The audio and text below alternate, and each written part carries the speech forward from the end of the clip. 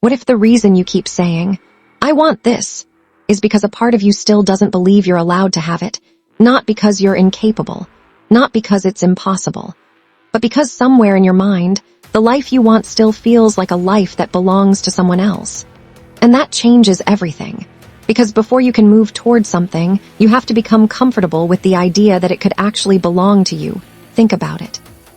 Sometimes you can want something so badly, but every time you imagine actually having it, your mind immediately gives you a reason why it probably won't happen. That's unrealistic. People like me don't get things like that. Maybe one day. Not ready. I'll believe it when I see it. Without realizing it, you keep placing the thing you want somewhere far away from yourself. You're looking at it, you're admiring it, you're wishing for it, but you're not letting yourself mentally live in the possibility of it. And that is what I want you to explore today. Not how to force something into your life, not how to pretend that everything is already perfect, but how to let yourself believe that the version of you who has what you want is actually possible. Because sometimes the first step isn't getting the thing. Sometimes the first step is becoming familiar with the feeling of having it.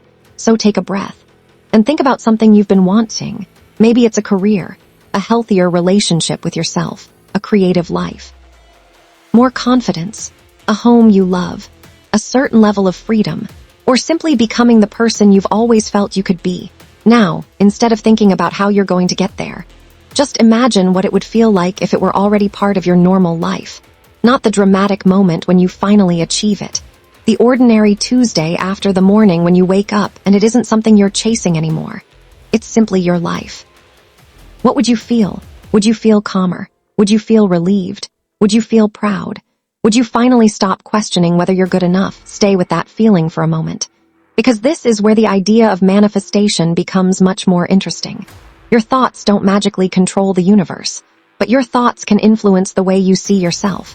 And the way you see yourself influences what you attempt, what you tolerate, what you believe is possible, and what actions you're willing to take. If you constantly see yourself as someone who is behind, you may move through life trying to catch up. If you begin seeing yourself as someone capable of growth, you start making different choices. You apply, you create, you speak up, you learn, you try again. You stop automatically rejecting opportunities because they feel too big for you. And slowly, your external life can begin to reflect the internal shift. That is why you have to let yourself have it, not physically, not instantly, but mentally. You have to stop making your dream feel so unfamiliar. Because sometimes we spend so much time looking at the life we want that we accidentally convince ourselves it belongs on the other side of a giant wall. We say things like, "Once I have that, then I'll feel confident. I have the money, then I'll relax.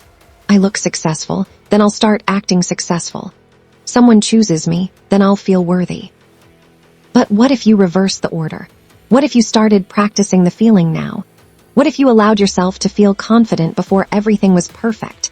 What if you allowed yourself to feel worthy before someone validated you? What if you allowed yourself to feel capable before you had proof? What if you allowed yourself to feel like a creator before anyone was watching? You don't have to lie to yourself. You don't have to wake up tomorrow and convince yourself that you've already achieved everything. You simply have to stop treating your future self like a stranger. Start getting familiar with her. Imagine her. How does she walk into a room? How does she speak to herself?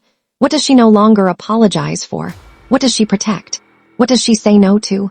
What does she finally say yes to? And most importantly, what does she believe about herself? Because the goal isn't to become a completely different person. It's to give the person already inside you permission to come forward. Maybe you've spent years telling yourself you're not ready. Maybe you've spent years waiting for some external sign that you're finally allowed to begin. But there will always be another reason to wait. Another milestone. Another insecurity. Another person to impress. Another piece of evidence you think you need. At some point, you have to decide that your permission comes from you. You can want more without having where you are. You can dream bigger without being ungrateful for what you already have. You can become someone new without rejecting who you used to be. And you can start practicing the emotional experience of your future without pretending you've already arrived. So close your eyes for a moment, if you're somewhere safe to do so. Picture the version of your life you're working toward. Don't worry about the exact details. Just notice the atmosphere. Maybe you wake up feeling lighter. Maybe you have work that excites you. Maybe you're surrounded by people who respect you. Maybe you're creating something you're proud of. Maybe you're finally comfortable taking up space. Now ask yourself, how would I feel if this were normal for me? Not surprising, not unbelievable, not something I had to constantly prove. Just normal. Let yourself experience that feeling. Because your mind needs somewhere to go before your actions can follow. And sometimes, the biggest shift isn't convincing yourself that you'll definitely get everything you want. It's simply becoming someone who can say, maybe this really is possible for me.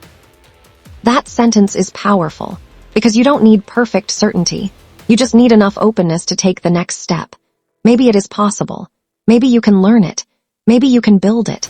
Maybe you can become her. Maybe the life you've been imagining isn't as far away as you've made it feel. And when you start believing that possibility, you begin behaving differently. You stop waiting for confidence and start practicing it. You stop waiting for permission and start giving yourself some. You stop obsessing over whether you're there yet, and start asking what the version of you you're becoming would do today.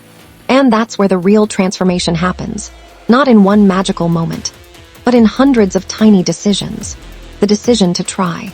The decision to learn. The decision to speak differently to yourself.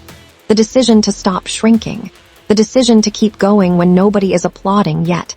The decision to let your dream become familiar enough that it no longer scares you. So tonight, or whenever you're listening to this, choose one thing you want. And instead of asking, how do I get it? Ask yourself, who would I be if I already believed it was possible? Then become a little more like that person today. Not perfectly, just a little. Because maybe manifestation isn't about sitting around waiting for your dream to appear. Maybe it's about allowing yourself to imagine a different life so clearly that you become willing to participate in creating it. You don't have to have everything today.